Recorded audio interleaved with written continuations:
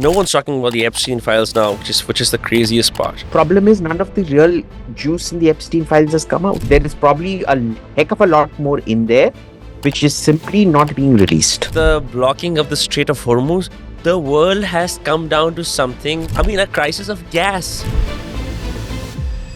All our naval strategy has consistently emphasized control of SLOCs, sea lanes of communication. What makes a president of the most powerful country aggress? So the more capacity you have, use it. Now, when America has absolute preponderance over the world, it uses it. That is how the decline of empires begin. In this war, I've seen both China and Russia to be awfully quiet. Yes, not just him. Biden before that, Obama before that, they were all far too silent on Taiwan. Will the Gulf develop their own capabilities or change alliances? They will try to develop their own capabilities. They will not succeed. What does America stand to gain when it actually has a US military base on our soil? A military base does not guarantee you any diplomatic advantages. It's just a piece of land where you sit, where the military applies. What about the International Court of Justice? Is that something that still stands up as much as it used to back in the day?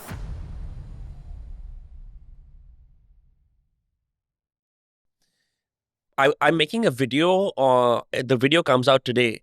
It's about how different spy networks and agencies across the world invest in perception and propaganda. And I was just looking at Iran, and they have 2 production houses. And I put 2 and 2 together, and I found out why they mythologize people who get martyred and assassinated in Iran. And now I've been seeing Khomeini's pictures. There's also pictures of, nuclear scientists. That's what I was getting at. Lots of nuclear scientists get assassinated, and then they are commemorated in public life, in public murals, in posters, and all of that.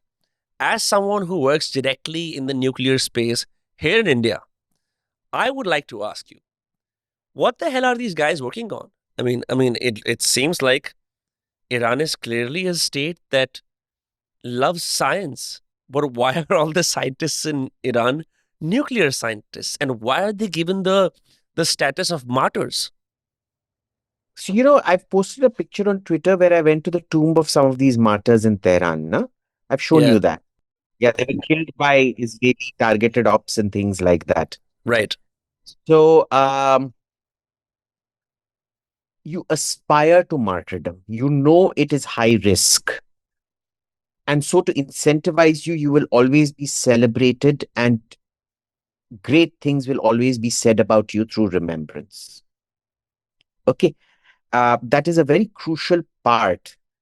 Not forgetting the memory of the dead. Mm-hmm. In India, we believe in letting go. We want their ties with the current life to be cut, from them to be released from Maya Jal, and they go into their new life unencumbered by baggage. Same with Israelis, by the way. When we were at the site of the September 7th attack, we saw that they had put photos of everyone who was massacred at the grave because they want to remember. We do remembrance. We do not do remembrance. Mm-hmm. You only do remembrance for your parents. So it's completely different from Israel. I'm saying Israel and Iran is similar in the way. Yeah, all the Semitic religions are like that, right? So Christianity, Judaism, they believe in memory, and this is derived in a way from Greek philosophy. So in ancient Greece, when you died, everybody went to Hades. Mm-hmm. There was no heaven or hell. You all went to Hades, which was this dark underworld. And the only thing that was good was people remembered you for eternity and spoke well about you on earth. So this concept of memory and speaking well of individuals, heroic deeds and things, it's a great motivator in Western post-death ritualism, and therefore motivation during life. You are remembered, you are spoken about, you are commemorated every year. In India, you commemorate your parents, but you hardly ever commemorate your great-grandparents, right? Sure. They're forgotten and then nothing really happens. We do Pitro ko yaad karte hai, just general ancestor remembering. It's a collective memory of all your ancestors without naming them individually. Correct.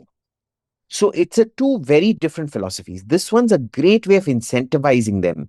That you've got, maybe you're not Achilles in the, so say Mir Ilyas Abbasi, who was, say, nuclear scientist, I'm just making that name up, Uh-huh. would have died a forgotten man. But in the retelling now, we will eulogize you and hagiograph you to the extent that even 500 years from now, you will not be remembered as, say, Achilles in the Iliad, but you will be remembered as, say, I don't know, uh, who, um, who was Achilles' lover who got killed in the Iliad? Uh, I want to say Achilles had one of those religious women who lived in the temple who was No, also a no, member no, of the boy, royal boy. family. He's in love with a boy. Um, I have just watched the Troy movie. I don't know. so what is shown as his nephew is actually his lover, Hmm. Patroclus. Okay. You won't be remembered as Achilles. You'll get a minor role, but people will still be talking about you 500 years down the line. Yeah. Great motivator. Okay. In a country where, how do you motivate people in a country where you can't travel too much? You're heavily sanctioned. Money can only get you so much. What do you do? Billboards. Billboards. Yeah. And it works. It works. Now, it's very clear that they do want to make nukes. Okay. Uh, we need to get away from this. There is a fatwa against making bombs by Khomeini, reinforced by Khamenei. Those fatwas mean nothing.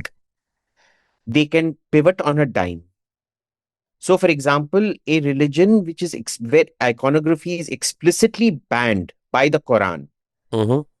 they still promote films and imagery of their imams and this thing. If they can do a 180-degree turn on the Quran itself, forget the Hadith, they don't believe in the Hadith. Mm-hmm. They can make a 180 degree on the Quran. Market में इस वक्त हर कोई speculate कर रहा है. Trump tariffs लगाता है तो गोल्ड के प्राइसेस बढ़ जाते हैं. मिडिल ईस्ट में टेंशंस होती हैं तो क्रूड ऑयल के प्राइसेस स्पाइक कर जाते हैं. और चाइना कुछ भी करता है तो पूरी की पूरी मार्केट हिल जाती है. देखो, आप कुछ भी बोलो, जियोपॉलिटिक्स और ट्रेडिंग का एक डायरेक्ट कनेक्शन है. अब सीन क्या है? Many of you are long term investors. Respect. But I also know many of you love to trade in future and options. Future and options के अंदर मेन चक्कर क्या होता है? Entry, exit, stop loss.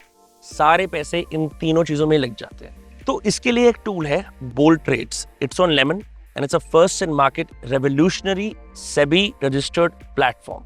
Scene कैसा है? Experience traders की strategies हैं, तुम्हें बस चूज करना है. एआई तुम्हें पहले ही बता देगा कि भाई आज की विनिंग स्ट्रेटजी ये. वो क्यों?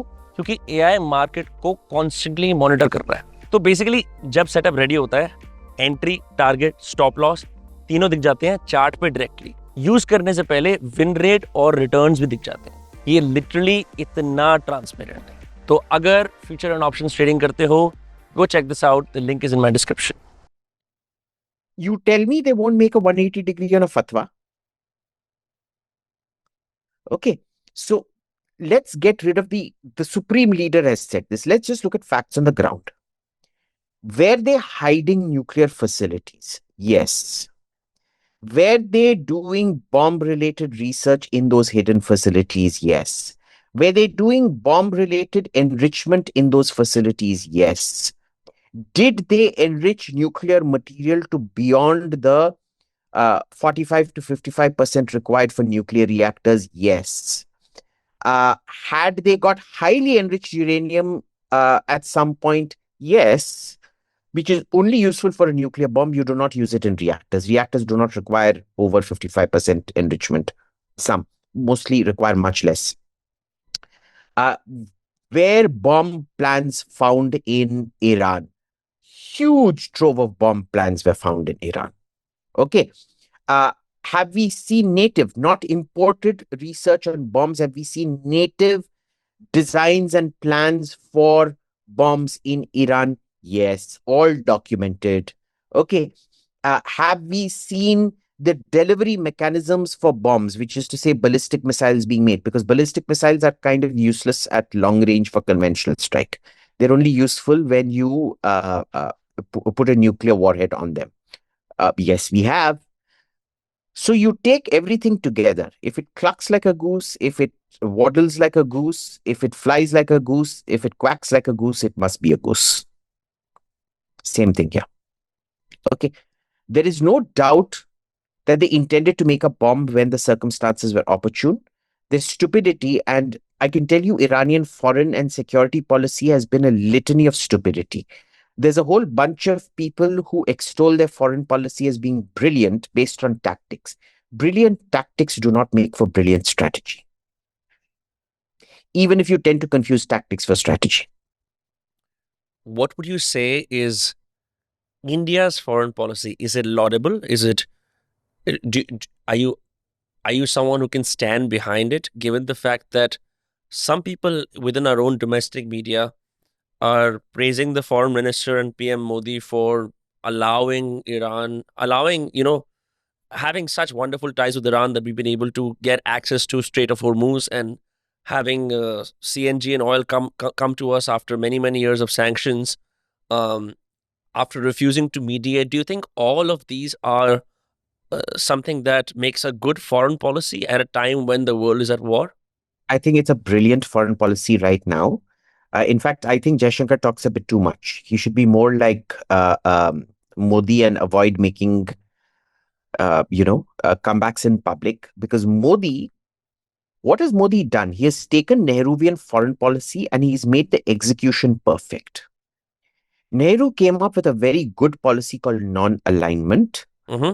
The problem was he was so thoroughly indisciplined himself, and he used to play favorites with a even more indisciplined foreign ambassador and ministers and things like that, who botched up the policy very significantly. Okay. And when you see what the opposition is doing, you see that they want that kind of petulant, high volume, zero delivery foreign policy that Nehru followed in practice, though his idea was different. Okay, with Modi, he's done the same thing. He's modified the policy from non-alignment to multi-alignment. Okay, understand there's a very significant difference between non-alignment and multi-alignment, even though it is subtle. Non-alignment is a negative word. It starts with a negative non. Right. It's passivity in the midst of events. It's not just passivity, it's negativity. I am not with the USSR. I am not with Israel. I am not with America. Multi-alignment is I support the counter-terrorism initiatives of Israel. I support the quest for global peace of America. I support the quest for, peace with Iran. Uh, You support everyone. You do not deny everyone. but how does that land well with everyone? Because one of the criticisms I've seen of It Indian foreign lands policy. well with everyone because you do not resort to public posturing. You can sit them down in private and tell them, bro, look, so you sit down and you're not lying to anyone. You're telling everybody this exact same thing. Mm-hmm.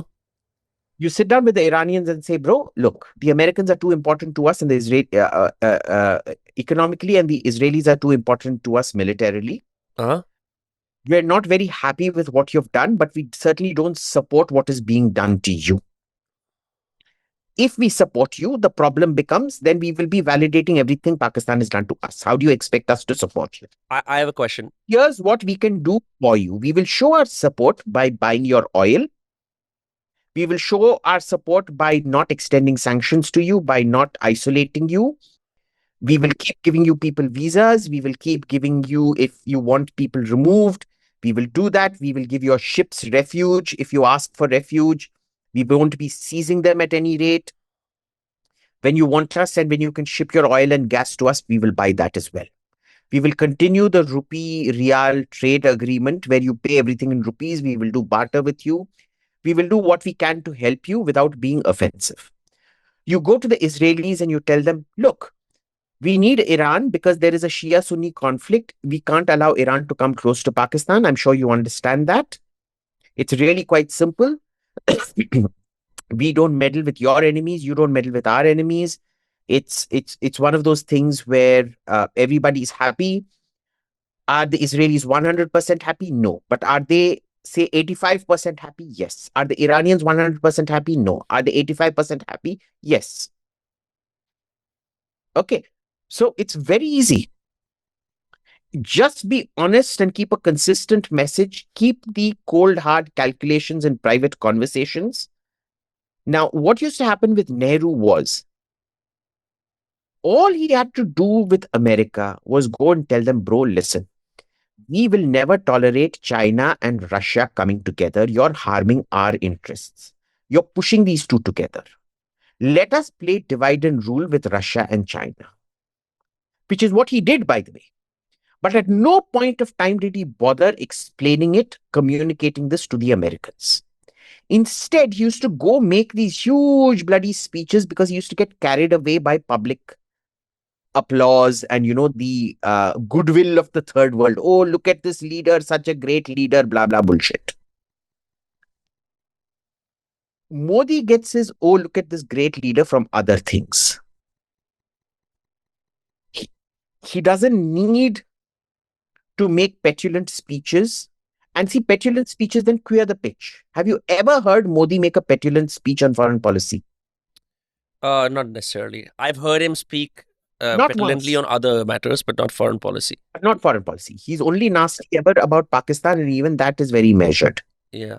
So my question to you before you say anything else is, if India follows a multi-alignment policy with every country that it finds itself diplomatically involved with, especially at a time when I would say America, Israel, Russia, Ukraine, Iran are all in active wars, and the Middle East is also hit as a consequence.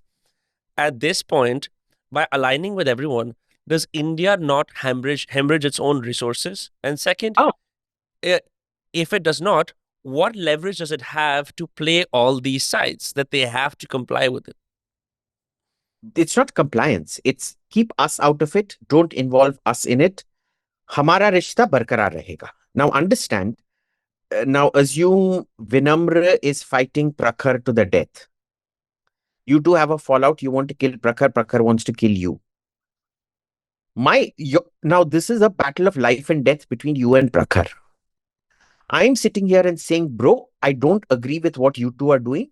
But Vinamra, you and I will continue to be friends. I will continue to come and eat your mother's amazing food. And I will tell Prakhar, bro, you and I will continue to be friends and I will come and steal your amazing clothes that you managed to. Prakhar and I are the same size. Him because of sheer build, but me because of fat. So I steal a lot of his clothes because they fit me perfectly. Mhm. And he's grown fat. He claims it's all bulk and muscle. It's not. He's just plain lardy and fat. Uh, so, uh, so it's very simple. Because you've lost 50% of your friends who now support Prakhar. Mhm. And Prakhar has lost 50% of his friends because they now support you. You're grateful for that one friend refusing to sever ties with you. Right. Right. See, it's a very calm, rational, cool calculus that is not swayed by emotion. Yeah. Historically, you and I have talked about the importance of raw materials as the things that actually move the world, right? I mean, हम कितनी बात कर रहे थे कि देखो ये नया AI startup आ गया है, or look at the fact that remote workers are moving from America to India.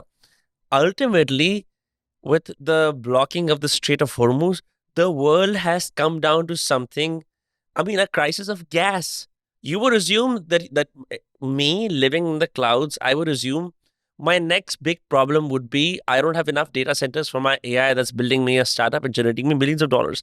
Instead, we're back to the basics where we're trying to fucking just get some gas. And every supply chain, anywhere from beer bottles to tile manufacturers, I just did not realize that the world depends heavily on international trade through waterways. It has blown my mind. But we've been saying this, right? All our naval strategy has consistently emphasized control of SLOCs, sea lanes of communication. Every single time we have been, the world may have lost focus of it. India has never lost focus of it. Okay, we have consistently, our naval strategy is controlling the Straits of Malacca and keeping the Red Sea open. The Straits of Hormuz, we kind of had it somewhere at the back of our mind, but remember what can be applied to the Strait. See, mostly we were focusing on blocking and keeping open. Hmm. It can easily be applied to the Strait of Hormuz, and we are applying to Strait of Hormuz because Indian naval ships are the only ones that are not being attacked out there, and we're escorting our own ships out. Now, it's very simple. There is no military without a diplomatic edge, and there is no diplomatic edge without a military threat. We used our diplomacy to maintain good relations with Iran, and we then used our military to avoid deconfliction so that the Americans don't target us by mistake and the Iranians don't target us intentionally. Mm-hmm. Very easy, very calm, number one. Number two, I have always said this move towards services AI. First of all, Indian AI is bullshit. Let's be clear about it. Yeah. 99% of Indian AI is complete scams that are taking government funds. Have you seen what happened to Pooch AI with the UP ministry, UP government? 25,000 crore rupee grant given to them, and it's 1 year old. Apparently, they have no revenue, and the founder just makes elaborate claims. And then the government had to issue another circular saying that MOUs are conditional, and we reserve the right to take them back. So can I just clarify on that? A really good AI company will not show revenues for 5 to 6 years. Sure, agreed, But they need to have some kind of proof of concept ready. The problem is a single exam pass bureaucracy that doesn't know its head from its own ass is not going to be able to tell you what AI is, which is why 99% of Indian AI players are complete scamsters and frauds. Mm-hmm. Like 99% of Indian startups who are scamsters and frauds, they're startup. How long are you going to be startup? Have you noticed? I've seen 10, 15-year-old startups that still claim they're startups. Sure. Okay. Same thing. Anyway, leave that aside. It is not going to be a substitute for hard manufacturing. The real breakthroughs come when you combine additive manufacturing, 3D printing and things with AI. Because the design issues and the ideation issues are solved by AI, and the production quality control issues are sorted by having a standardized production method that does not require human intervention. But where will you be in that? India going down that path with 1.4 billion people is like chickens for KFC or gays for Gaza. We're literally gays for Gaza. Dead serious. This is the kind of stupidity in Indian policy making on one hand. On one hand, you have a superb foreign policy. On the other, the industrial AI policy seemed to have been ideated from somebody's rectum in North Block or South Block. This is what you get when you have single exam pass, learn by rote, wonders with job titles like secretary, additional secretary, joint secretary. What do you do? What do you do? AI, understand, there are several problems with AI. You look at the calculations for the first data centers going up in in Andhra. The water table will deplete in the next 7 years. You will not have a water table. Because because data centers require two things. They require energy and they require cooling. Cooling comes from water. Like a nuclear reactor, cooling comes from water. I mean, there are different kinds of reactors, but there's liquid sodium reactors and things like that. But comes from water. You are depleting your water tables. You don't have the energy to supply them. So, kya baat kar rahe ho, boss? So, congratulations, but the old economy is going nowhere for the time being. Manufacturing, we keep finding excuses to avoid taking up the manufacturing revolution like China did. And you remember, I've told you this example of 1990 several times. When the USSR broke up, the IMF gave the same advice to both China and to Russia. Ignore manufacturing, go in for services. Right. Russia did that. Look where Russia is. China said, fuck you to the IMF. Look where China is today. Okay. This has consistently been a problem. Consistently, it is a problem. You cannot bypass manufacturing. It restructures your whole society in a way. Simple thing, caste. We've talked about caste so often. Mm-hmm. Caste was a necessary construct during a deurbanization period that happened in the 4th century AD, which peaked around the 7th century AD when the last vestiges of urbanization were wiped out. Okay? You had, and the idiots will immediately come and say, oh, but we had great cities like Mathura and things like that. Boss, one city does not make for general urbanization. Even in the worst of times, one or two big cities have always continued.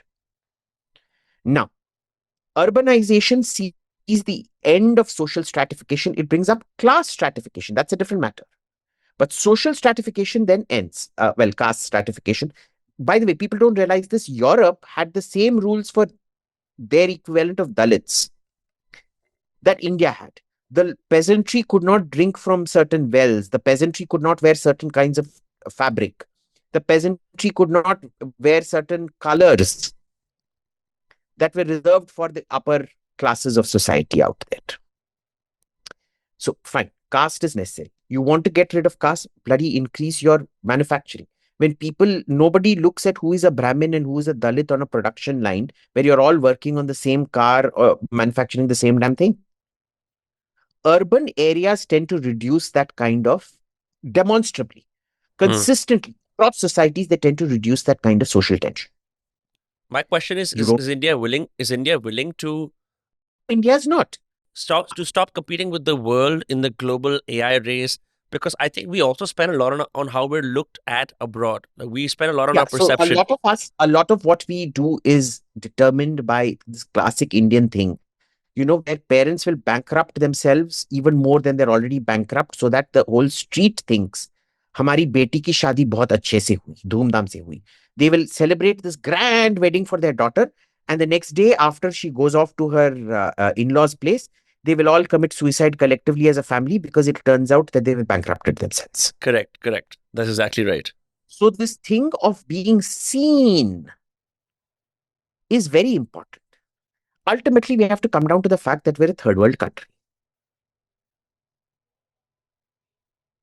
We want to make these pretenses of being first world, which is why every white guy, bloody white toilet cleaner from Heathrow Airport, just because they have fair albino skin, come here.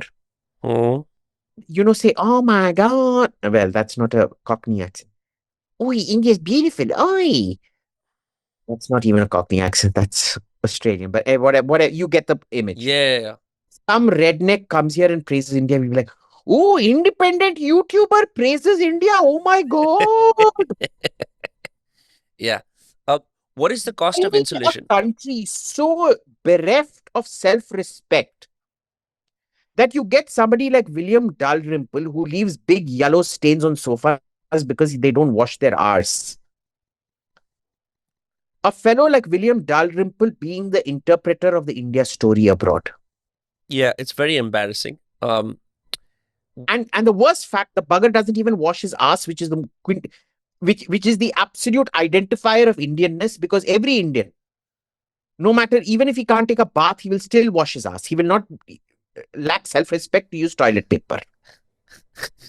This fellow demonstrably leaves big brown stains on every sofa he sits, as does the rest of his family. You literally get a shit stainer who does not fulfill even the basic criteria. We may eat different things. We may be vegetarian, we may be non-vegetarian. We may speak Tamil, we may speak Punjabi. We may eat onion and garlic, we may not eat onion and garlic. We may eat pork, we may eat beef, we may not eat either of those. But the one thing every Indian does, from Mizoram to Arunachal to Gujarat to Kashmir, from the Muslim who wants to kick out Kashmiri Pandits to the Kashmiri Pandits who want to go back, down to Christians in Kanyakumari, we all wash our arse. To be an Indian is to wash your arse. It is the one common denominator. And you get the one fucker who does not even do that. to represent you. Well, Why? Because I was going to ask you, what is the cost of insulation? Because I think this prime minister particularly likes to invest a lot in image and reputation, quite substantially, both domestically and abroad. You may disagree. But the cost of insulating India from the world for about 10 years while we sort of deal with our own affairs and grow manufacturing means that on the world stage, we would be known, but perhaps not admired or lauded or celebrated. Perhaps domestically, Indians would not be able to buy the Indian story because it's happening in a more tactile way around you. You're going to see plants rising image up. You're is going to. always important. You can have a fantastic product. If you do not invest in good marketing, the product won't sell. Nobody is doubting the importance of image. Modi has a very good image, even though the New York Times, Washington Post, and things like that tried to bring it down for reasons best known to them. But he has to create an image. As opposed to Nehru, who created an image with one set of people. नहीं, नेहरू को छोड़ो, मैं बात कर रहा हूँ इस No, manufacturing this story is की. हाँ. important. Understand. Now, you already have the image. The problem is you do not have the regulatory mechanisms here to absorb manufacturing. You don't have the training of labor to absorb that manufacturing. Classic example being William Dalrymple. If you haven't been able to train historians to tell your own story abroad and you have to rely on a foreign shit stainer to tell your story abroad, history is the most basic tool of propaganda. It is the most basic tool of image creation. If you haven't even able to capacity build to create historians who can tell your story abroad, how will you create the labor force required to do manufacturing? Your labor laws are shit. Your land laws are shit. Your regulatory mechanisms are a disaster. You know, the one biggest line item in calculating risk in India, none of these companies will ever say it abroad. I work with them, so I've seen it up close, is regulatory risk. Courts, the government regulators, everyone. It is such an unpredictable. The main thing for business and manufacturing is predictability. There is zero predictability in the system.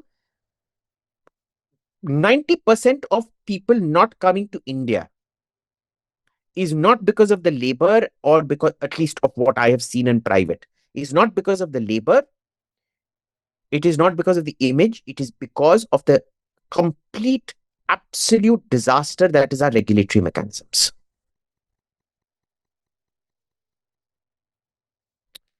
I have a question separate from manufacturing, which is about Donald Trump.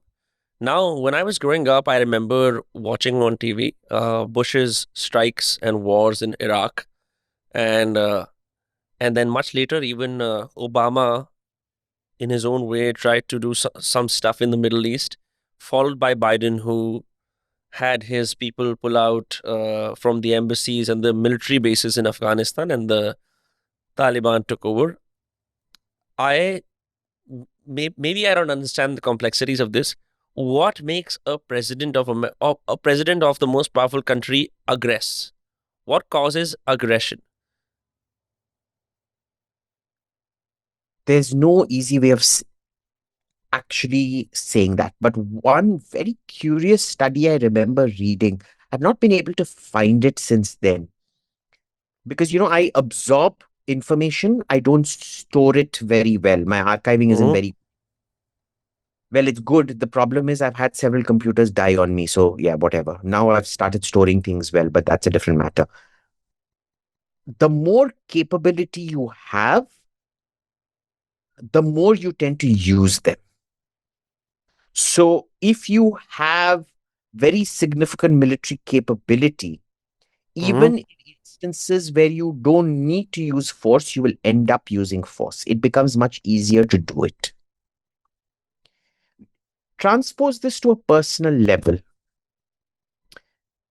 How many people do you know who will get the power to the money to be able to eat, say, caviar or foie gras or truffles every day,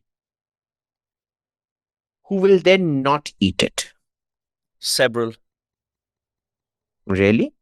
मतलब अगर वो हर रोज Well, I if don't you're the Ambanis, if you're vegetarian, that's a different matter. Acha, I don't know. I mean, I would say that I would sort of lose the charm or the taste for that. Um, but say Okay, not even. bad example. How many of you do you know who will have the ability to buy a new Rolls Royce every month and not do it? Oh, they would definitely do it. Yeah, Right? yeah, So it's like that. Uh it's that's a Ambani won't be caught dead in a Maruti Ciaz or even a Fortuner. sure. A great car, by the way. Huh? Great? No, not Fortuner. Innova, yes, but not Fortuner. Have I you? know you drive your little Fortuner Gujar Mobile, but it's a It's been terrible a system. while. I've recently been driving the Innova High Cross, and I was in Kushal's car yesterday, which is an Invictus. It's the same bloody car, Invicto, it's actually a Invicto better than the Toyota Innova. High You Cross. high, because it's Sorry, got Innova High Cross, a hybrid. I don't know what it's called. It's the new Innova with Innova, the EV. whatever. But the point is, it's got wider tires and a better suspension than the Toyota model. So you'll notice if you go in the new Toyota Innova as Hmm, opposed to the Invicto, the Toyota has leg rests in the thigh rests in the back seat, which correct. Suzuki does not offer. But the Suzuki has better suspension than the Toyota. Minute difference in दोनों में 1 लाख का फर्क है top models का शायद. Which is a different thing. But this is the main thing I've seen between the Toyota and this thing. Anyway, we're getting sidelined. Um, में किसके बारे में बात कर रहे थे? So the more capacity you have, Mhm. the more you use it. Now, when America has absolute preponderance over the world, it uses it. That is how the decline of empires begin. Hmm. Two things just because you can and you stop calculating the cost benefit, you become more risk taking, you become more blasé, till the accumulated baggage of all your bad decisions comes to Hmm. roost one day collectively, cumulatively. In this war, I've seen both China and Russia to be awfully quiet. I mean, I can think of the adage, when your enemy is making a mistake, let them. Um, at the same time, I read something in the paper today that said that, Trump's reluctance to be very, very direct and involved in Taiwan may make all the cases for China eventually invading it. Yes. Not just him, Biden before that, Obama before that, they were all far too silent on Taiwan. Remember, Obama started this when he refused to back Japan on, in fact, Obama gave a red light, a green light to the Chinese. They're the Diaoyu and Senkaku Islands in the southern part of Japan. And there were these activists that tried to grab them for China and things like that. Hmm. China then threatened after some of them died. And Obama said, oh, ours is a defensive pact. We're only willing to protect the Japanese mainland. That's fucking crazy. Yeah, he did that. Nobody wants to talk about it. See, my issue isn't that Trump is an asshole. My issue is Obama and Biden were just as big assholes, but the press always tries to hide that. Hmm. Trump is undeniably very corrupt in the second term, in unbelievably corrupt. So could you list out Who opened the instances? door on it? The Yeah. press all went along with Hunter Biden's open, in your face Yeah. corruption to such a degree that now it's been normalized to a level which you see with Trump. No one's talking about the Epstein files now, which is the craziest part. The problem is none of the real juice in the Epstein files has come out. You look at, I'm telling you, whatever has come out is highly redacted. There is probably a heck of a lot more in there, which is simply not being released.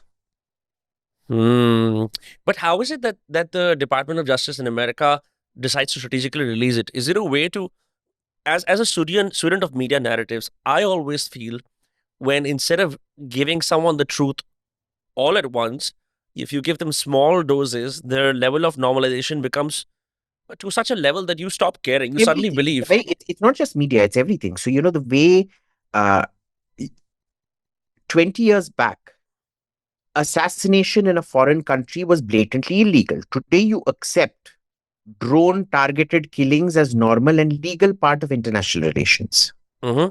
That's fucking wild. Yeah. And I have a friend in Israel called Daniel Reisner. He's the one who came up with the lawfare around it Mm-hmm. very successfully. And when I read that thing that he had written and we had a long chat about it, I was like, shit, man, you nailed it. He said, if you keep doing things repeatedly over time, in small, small, small increments, it gets normalized. That is what the Americans and the Israelis did to the point where now drone assassinations are completely normalized. You don't even talk about the legality of it anymore. Yeah. But it is. And the danger in that, please understand, the drone is, we see that because it's so impressive. The real danger in that is the decision to kill somebody at a time of peace is not taken by a court. The legal standard is that a quasi judicial body, based on hidden evidence without habeas corpus, can pass a death sentence on someone. Across the world, across countries, across democracies and parliamentary systems, anyone can do it. Yeah. So you can mandate us, like, for example, let's just say I am Afghanistan, I have some drones objectively. I don't know if they have drones or not. We And do. I want to eliminate a target in Pakistan, a country I share some kind of I have some enmity with them, of course, but I'm also Look, my right borders are now, porous. Pakistan and them are at war. Hmm. Yeah, so they can actually target Asim Munir and kill him with a drone, perfectly legal. Hmm. There's going to be no consequences. What No, happens no, to the consequences are different, huh? but legality is guaranteed. What about the International Court of Justice? Is that something that still stands up as much as it used to back in the day? No, nobody really takes the ICJ seriously. It's more of a grandstanding, or it's always been a bit of a grandstanding organization. Hmm. I remember when the Ukraine and Russia war started, the degree of crimes levied upon Russia by the shaming done by Europe as Russia being called a war criminal, that seems to have all died down. Now it seems to me that international lobbying ki aap bure ho, aap bure ho, aap chor ho, aap mujrim ho, that whole style of politics and international, diplomacy has just gone out of the window. Now it's pure war, aggression, standoff, negotiation. अब ऐसा Tell लगता me, है what makes you think it was any different before? यार, I mean, at least I used to think that the European lobby was powerful in the way that they would condemn certain things. And Oh, they refused to condemn America when America went into Iraq. Remember in 2001? I mean, of course, not Only their person who allies. stood up was Jacques Chirac, and Jacques Chirac, none of the others had the balls to say anything to America. Europe has applied different standards to itself and the rest of the world, always. Hmm. Let us be very clear about this. They violated the ceasefire that the UN mandated and regime changed in Libya.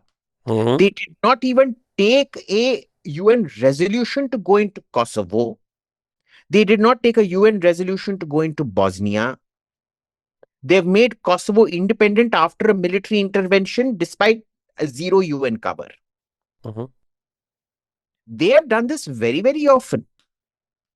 So, in the European look, everybody has this thing that when we do things, we are doing it for the best of things. When somebody, self image always tends to be very good, image of the other always tends to be very bad. Correct. The point is, why do Indians buy the European narrative of them being the Virgin Mary over and over again, when in fact they've always been the whore of Babylon?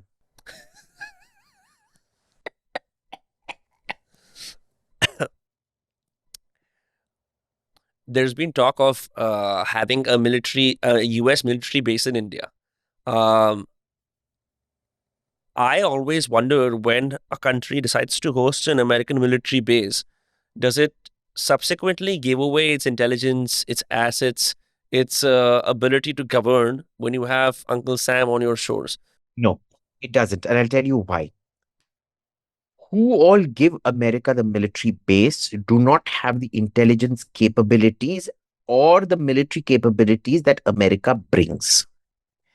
When you house an American base, it opens up America's entire global intelligence network to you Mm-hmm. to an extent you could have never got yourself. If you are attacked, it brings the entire American defensive capability to defend you. Now, understand what Iran has done. That was the myth. Intelligence granted, but the whole American system coming to defend you. Myth.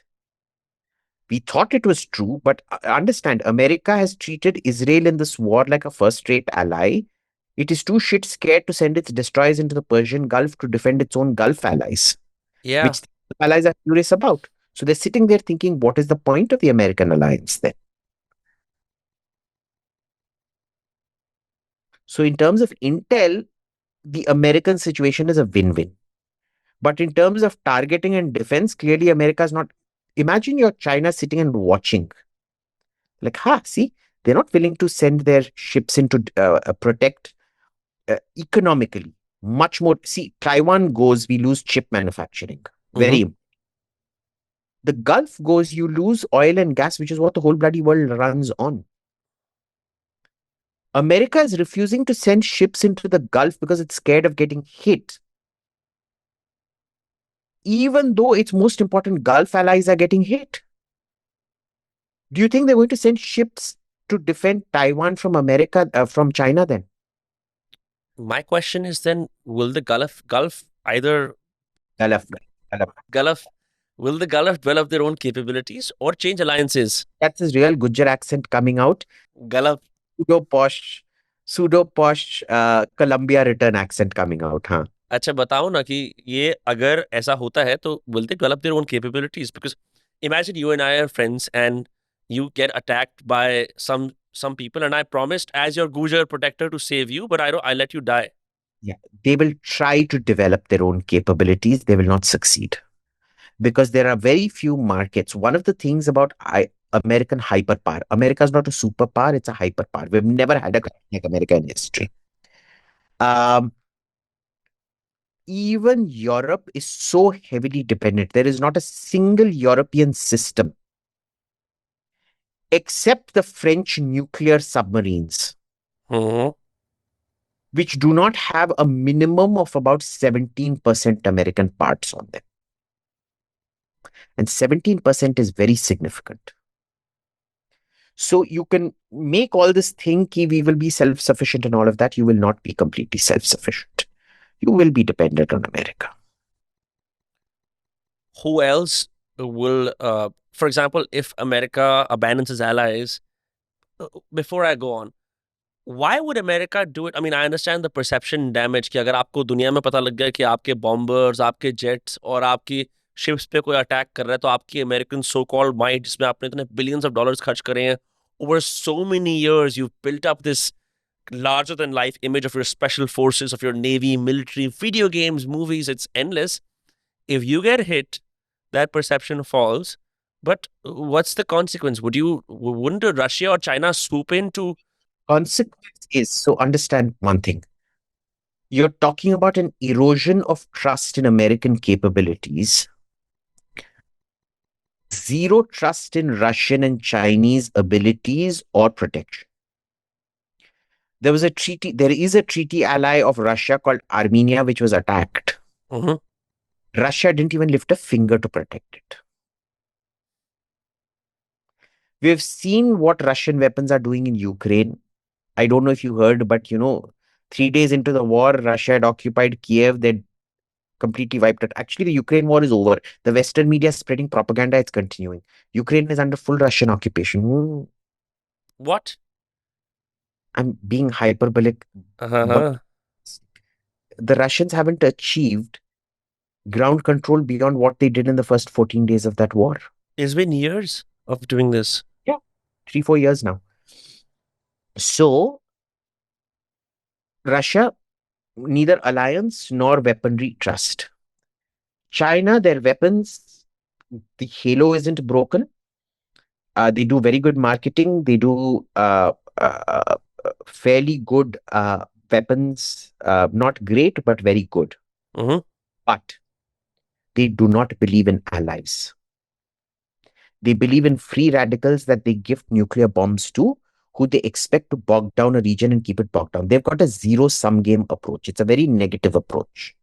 We will use North Korea to keep Japan and South Korea bogged down so that they don't interfere with us. We will keep Pakistan to keep we'll use Pakistan to keep Afghanistan, Iran, and India bogged down so that they don't compete with us.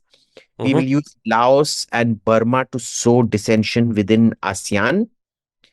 We will use Russia as our very big. Russia is basically a glorified Pakistan today. We will use Russia to keep Europe bogged down so that they don't, Europe and America bogged down so that they don't focus on us. Mm-hmm. We do not believe in allies. So now, compared to everything, America is a flawed ally, but it is still a better ally. It is a flawed supplier, but it is still a better supplier. What does America stand to gain when it actually has a US military base on our soil? Does it acquire intelligence from us? Does it acquire an ability to sort of meddle in India's affairs? No, meddling in India's affairs will happen irrespective. A military base does not guarantee you any diplomatic advantages. It's just a piece of land where you sit, where the military applies. Political interference is run by the embassies, Mm-hmm. which there is no added advantage or negative to having an American base out there. American base just gets you the myth of American military protection. That is it. The myth, not the actual The protection myth, itself. not the actual. There are very few countries which, but the tangible is, if there is a military base, you invariably have an intelligence sharing agreement with America. So intelligence you can't collect on, say, China's eastern seaboard. Right. You've got all kinds of electronic intelligence on our border. They will be able to provide that to you. They will be monitoring Chinese submarine movement and ship movement throughout the world. We can only focus on the Indian Ocean, but we will get advance warning when they're coming from the Pacific into the Indian Ocean. So that is very valuable. There are some cases where the ally operates an array of radars. So there is the huge facility in Australia where Australia gets primary intel from that massive radar chain. It's called over the horizon backscatter, which can literally, it's a radar that looks out to like 8,000 kilometers. It's about 100 kilometers long and it looks out to about 8,000 kilometers. They get the intel from that. There are lots of things apparently the radar can do, which the Australians get the benefit of. The Israelis have something similar, which they operate with America, which also they get the intel from. Mm-hmm. But that's it. It is generally a profitable situation both for the host country and for America. Okay, give me just a small line on what do you think is going to happen in the next 20 days, the next month of this war. Is it going to prolong? Is it going to end? This has now entered the territory of intractable. Assume tomorrow Iran loses all its drones and ballistic missiles. Hmm. The regime isn't going to change. The regime is going to continue, and you'll then read a ground invasion. So it's already reached the territory of intractable conflict now. Okay. The Gulf of Hormuz, Straits of Hormuz, sorry. Ships don't pass through not because of a certainty of getting hit, it is the risk of getting hit. So even if there is 1 in 100 chance of getting hit, the insurance company will not cover you moving through Hormuz and you don't want to take that risk. So if you do accounting and risk actuarial sciences that actually go into risk calculation, Mm-hmm. even if Iran loses all its drones and ballistic missiles, the actuarial calculations on the risk of moving a tanker through Hormuz will not make sense enough to open it up. The Gulf of Hormuz, Straits of Hormuz is not blocked. It is a voluntary not moving because of risk. Got it. Not that Iran will hit you, but that Iran can hit you. Mm-hmm. And has demonstrated that ability, you will not take that risk. Okay, so this is one of those things which America can't really solve, where we've entered intractable territory here. So it's a passe. We can't really do anything. It's going to there'll be some brief ceasefires, but then there will continue to be action, ceasefires, action, and things like that. Wonderful. I expect to get more from you about this when we meet next. Have a wonderful day, and thank you for being on Dostcast once again. Thank you so much.